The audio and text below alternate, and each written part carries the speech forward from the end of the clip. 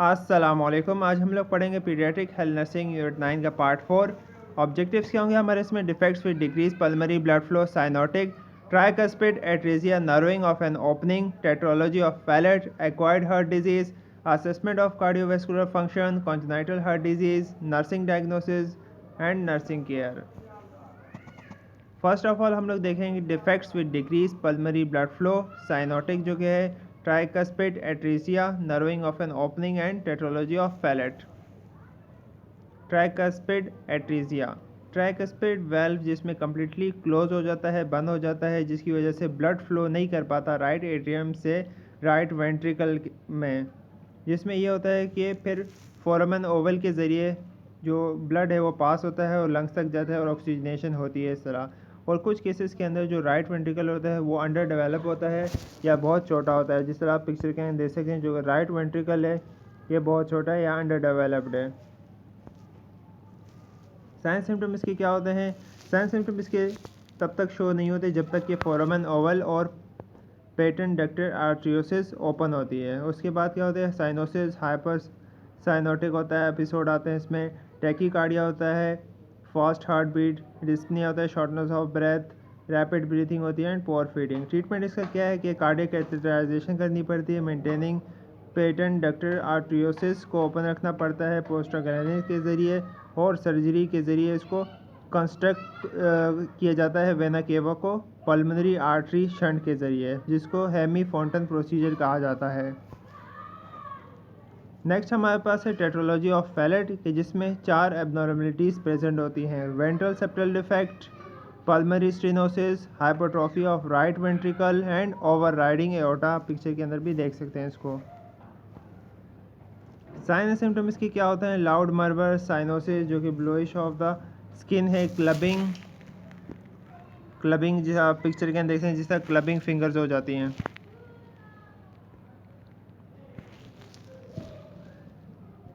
हाइपोएक्सीमिया, cyanotic spell होता है due to deoxygen blood from systemic venous system के ज़रिए।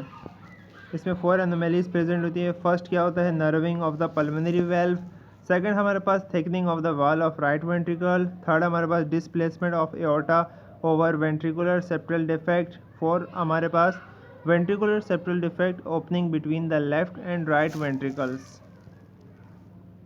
ट्रीटमेंट इसका क्या है कि मैनेज करेंगे सिम्टम को जब तक कि उसकी सर्जरी नहीं की जाती 1 से 2 साल के अंदर।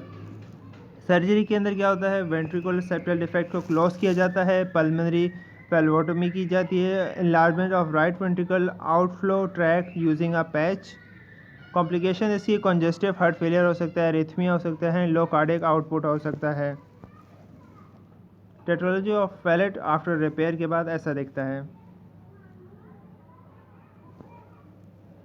एक्वायर्ड हार्ट डिजीज हमारे पास कंजेस्टिव हार्ट फेलियर आ जाता है, persistent pulmonary hypertension, rheumatic fever, Kawasaki disease. Kawasaki disease एक कंडीशन है जो कि मेनली अफेक्ट करता है चिल्ड्रन को अंडर द एज ऑफ 5, और इसे म्यूकोक्यूटेनियस लिम्फ नोड सिंड्रोम भी कहा जाता है। और इस डिजीज़ के अंदर हाई फीवर होता है जो कि पाँच दिन तक या उससे ज़्यादा दिन तक रह सकता है, और इसके अंदर सिम्टम जो होते हैं रैश होते हैं या swollen glands in the neck.